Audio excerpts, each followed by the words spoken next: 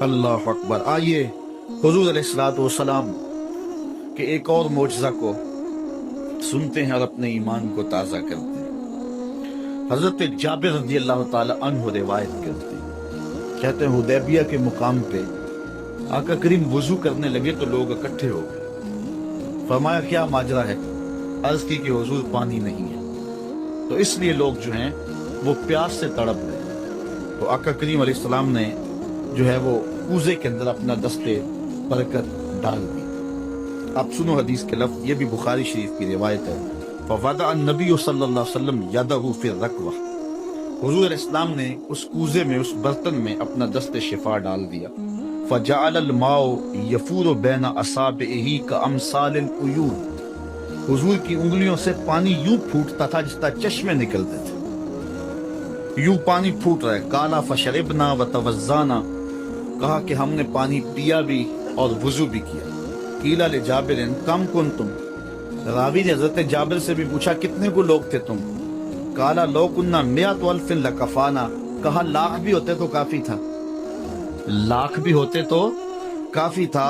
کنا خمسہ عشرۃ مئہ، لیکن ہم تھے جو ہیں وہ 1500، لیکن اگر وہ لاکھ بھی ہوتے تو وہ پانی کم نہ پڑتا۔ یہاں اعلیٰ حضرت کا اسلوب پھر دیکھیے، آپ فرماتے انگلیاں ہیں فیض پر، ٹوٹے ہیں پیاسے جھوم کر، انگلیاں ہیں فیض پر، ٹوٹے ہیں پیاسے جھوم کر، ندیاں پنجاب رحمت کی ہیں جاری واہ واہ، ندیاں پنجاب رحمت کی ہیں جاری واہ واہ۔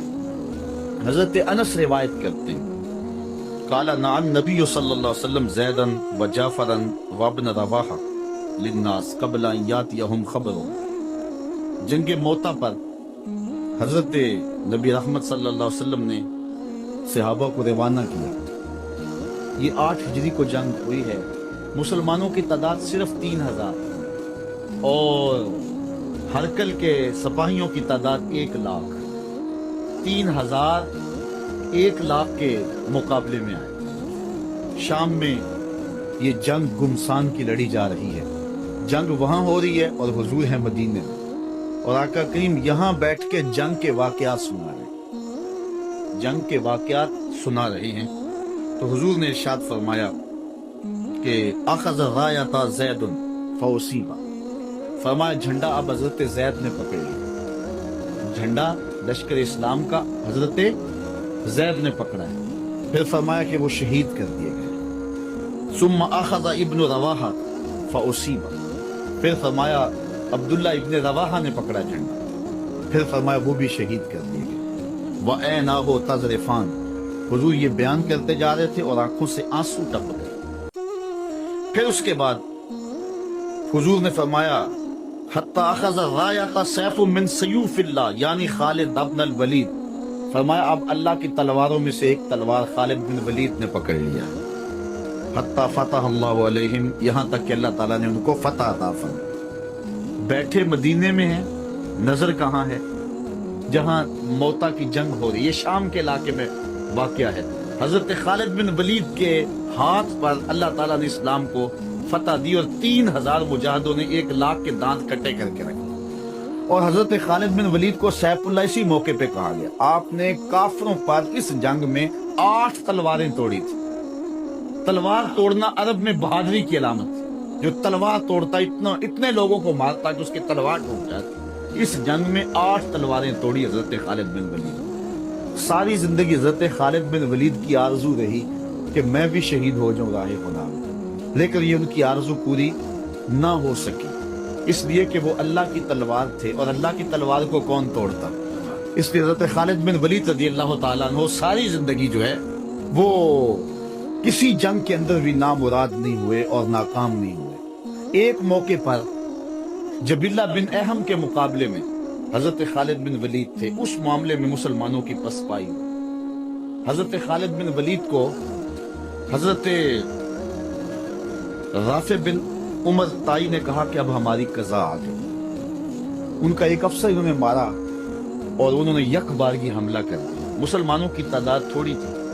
حضرت رافع بن عمر طائی نے کہا کہ اب ہماری موت آ گئی، اب ہماری قضا آ گئی۔ حضرت خالد بن ولید نے کہا کہ واقعی مجھے بھی یوں ہی لگتا ہے چونکہ میں کسی جنگ میں ناکام نہیں ہوا اور پسپا نہیں ہوا، لیکن آج ہم پسپا ہو رہے ہیں، اس کی ایک وجہ ہے کہ حضور علیہ السلام کے مبارک بال میرے پاس تھے اور میں ٹوپی میں سی ہوئی تھی اور ہر جنگ میں میرے ساتھ ہوتے تھے۔ آج میں ٹوپی گھر بھول آیا اور یہ مصیبت جو ہمارے اوپر پڑی ہے اس لیے کہ میرے پاس آج وہ حضور علیہ السلام کے معجز نما بال جو ہیں آج وہ موجود نہیں ہے۔ لیکن بندہ مٹ نہ جائے آقا پہ تو وہ بندہ کیا، بے خبر ہو جو غلاموں سے وہ آقا کیا ہے۔ دور طیبہ سے جب بھی میں تڑپا کبھی، ان کو حالات کی سب خبر ہو۔ حضور حضرت ابو عبیدہ کو خواب میں ملے اور فرمایا خالد پہ مشکل بنی اور تم یہاں سو رہے ہو۔ وہ فوراً اٹھے اور اعلان کروا دیا، کہا جلدی تیار ہو جاؤ، حضرت خالد کی مدد کو پہنچنا۔ راتوں رات لشکر تیار ہوا اور حضرت خالد بن ولید رضی اللہ تعالی عنہ کی مدد کے لیے لشکر چل پڑا۔ انہوں نے دیکھا کہ ایک نقاب پوش سوار ہے جو لشکر سے ہٹ کر کے چل رہا ہے۔ امیر لشکر نے کہا کہ ذرا اس شخص کو دیکھو، یہ کون ہے، کوئی جاسوس نہ ہو۔ جب مجاہد اس کے پاس گئے، اس نے کہا کہ پیچھے ہٹ جاؤ، میں کوئی غیر نہیں ہوں، میں حضرت خالد بن ولید کی بیوی ہوں۔ جب حضرت ابو عبیدہ نے اعلان کروایا نا کہ تیار ہو جاؤ کہ خالد پہ مشکل آ گئی ہے، تو میں نے سوچا کہ اللہ کے شیر پہ کبھی مشکل آئی تو تھی نہیں، یہ کیا ہو گیا؟ تو میں نے غور کیا تو ان کی ٹوپی گھر رہ گئی تھی، تو میں نے ٹوپی لی، میں ان کو ٹوپی دینے جا رہی۔ لشکر کے ساتھ ساتھ حضرت خالد بن ولید کی اہلیہ بھی چلتی رہی۔ حضرت خالد بن ولید ادھر محاذ پہ ڈٹے ہوئے۔ اچانک حضرت خالد بن ولید کیا دیکھتے ہیں کہ ایک جانب سے اللہ اکبر کی آواز آئی اور 5-6 مجاہد ہیں جو دشمن کے لشکر کو پیچھے دھکیل رہے ہیں، اور اس میں ایک نقاب پوش مجاہد بھی۔ حضرت خالد بن ولید نے گھوڑے کو ایڑ لگائی اور جا کے اس کے قریب کھڑے ہو گئے، کہا جوان مجاہد تو کون ہے کہ لشکر کے جو ہے پشتے کاٹ رہا ہے؟ اس نے تھوڑا سا نقاب سرکا کے کہا انا زوجتو کا ام تمیم، میں تمہاری بیوی ام تمیم ہوں، اور تم حضور کے بالوں والی ٹوپی بھول آئے تھے، میں وہ تمہیں دینے آئی ہوں۔ انہوں نے وہ ٹوپی ان کو پیش کی تو اللہ نے اسی دن حضرت خالد بن ولید کو فتح عطا فرمایا۔ یہ حضور علیہ السلام کے منہ مبارک کا ہے۔ حضرت سلمان فارسی رضی اللہ تعالی عنہ نے 350 سال زندگی پائی، ایک روایت کے مطابق 250 سال اور دوسری روایت کے مطابق 350 سال زندگی پائی۔ کہتے ہیں کہ میں ایک پادری کی خدمت کرتا رہا، جب اس کا آخری وقت آیا اس نے مجھے کہا کہ تو نے میری بڑی نوکری کی ہے اور بڑی خدمت کی ہے، تو اب میں جا رہا ہوں، لیکن اب تو چلا جا غموریہ، اور وہاں کا ایک راہب ہے جو کتاب اللہ کو صحیح جاننے والا ہے، اس کی خدمت کا تجھے کچھ مل جائے گا۔ کہتے میں نے اس کی وفات کے بعد تدفین کی اور پھر غموریہ کے اس راہب کے پاس پہنچا۔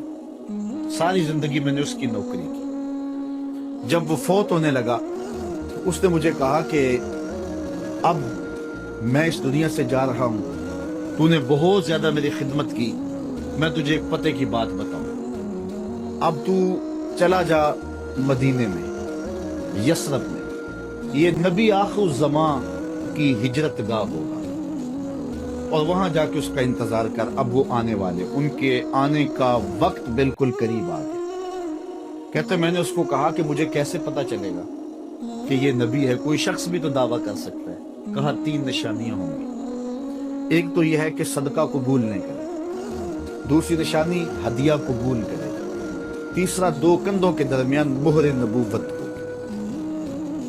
کہتے میں نے وہاں سے رخت سفر باندھا، راستے میں ایک قافلے کو کہا کہ تم مجھے اپنے ساتھ لے جاؤ۔ انہوں نے مجھے تنہا سمجھ کے مجھے گرفتار کر اور مدینے کے قریب آ کے ایک یہودی کے ہاتھوں مجھے فروخت کر۔ میں نے کہا مجھے غلامی بھی قبول ہے، کبھی عرش پر کبھی فرش پر، کبھی ان کے در کبھی در پدر، غم عاشقی تیرا شکریہ میں کہاں کہاں سے گزر گیا۔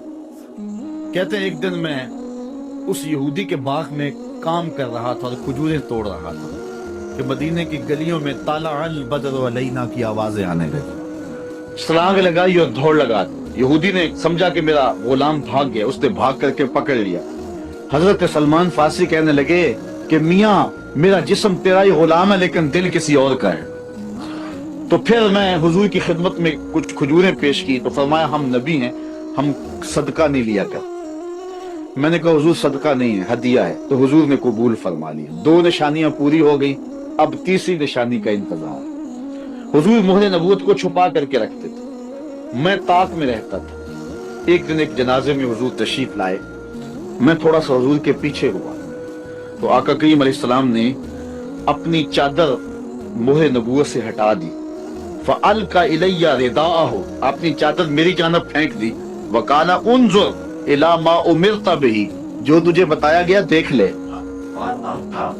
جو ڈھونڈ رہا ہے وہ دیکھ لے۔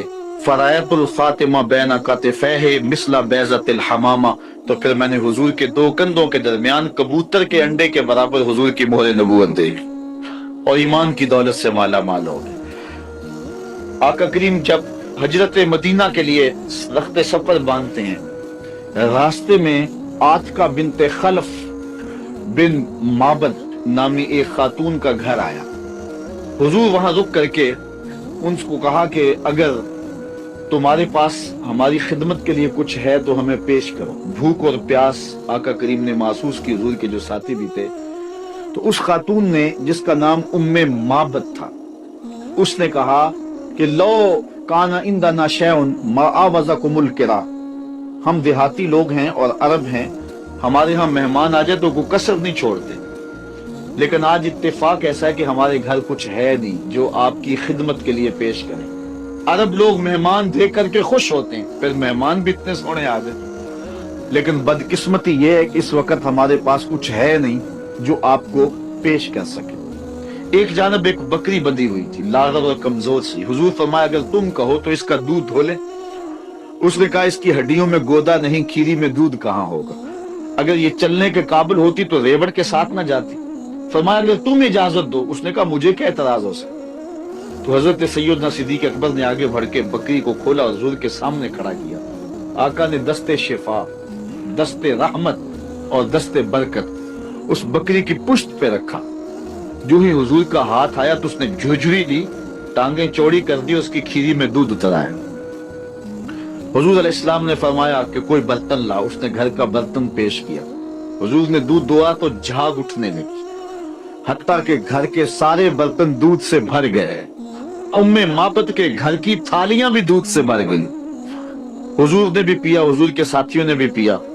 معبد اور گھر میں اس کا ایک بچہ تھا اس کے پاس، اس نے بھی دودھ پیا۔ حضور علیہ السلام نے دعائیں برکت دی اور چلے گئے۔ معبد کو حضور کا پتہ پوچھنا یاد نہ رہا، بس حضور کے حسن اور جمال میں کھو گئی اور پوچھنا یاد نہ رہا کون ہو، کدھر سے آئے ہو، نام کیا ہے۔ شام کو جب معبد بکریوں کا ریوڑ لے کر کے واپس پلٹا، اس نے کچی کلی پہ نور برستے دیکھا، انوار اترتے دیکھے۔ ایک بار وہ جدھر سے گزرے ہیں نصیر، ایک بار وہ جدھر سے گزرے ہیں نصیر، 1000 بار ادھر سے بہار گزری ہے۔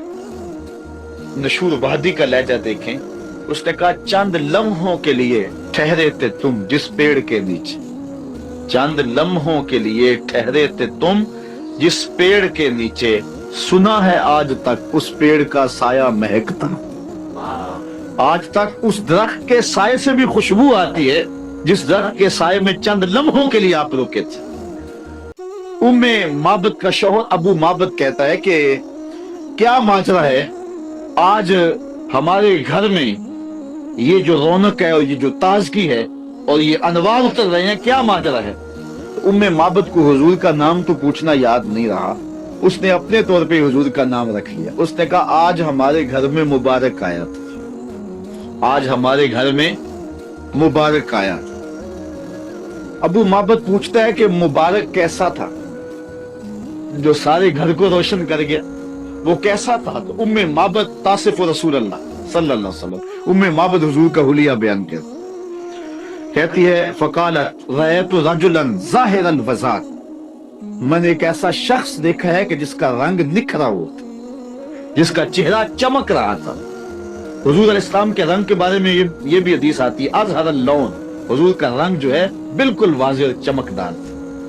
ابیض کے لفظ بھی آتے ہیں۔ معبد کہتی ہے رأیت رجلا ظاہر الوضاء، میں نے ایک ایسا شخص دیکھا جس کا رنگ نکھرا ہوا تھا۔ اللہ اکبر. حدیث بہت طویل ہے. قسیم وسیم وفی عینیہ داج وفی اشفارہ وطف وفی صوتہ سعال احول اکحل ازج اکران وفی عنقہ سطع وفی لحیتہ کساسہ. اب کیا بتاؤں، رنگ سونا تھا، ابرو ملے ہوئے تھے، پلکیں لمبی تھی، آنکھیں سرمگی تھی، گردن سراہی جیسی تھی، ہاتھ خوبصورت تھے، خاموش ہوتے تو پھر بھی وقار ہوتے. لیکن میں ام محبت کا صرف ایک جملہ آپ کی نظر کرنا چاہ رہا ہوں. ہزارہا مصنفین، نثر نگار اور شعراء اور ادبا کے سارے ادب پارے اور ساری نثر نگاریاں اور ساری انشاء پردازیاں اس کے ان دو جملوں پہ قربان.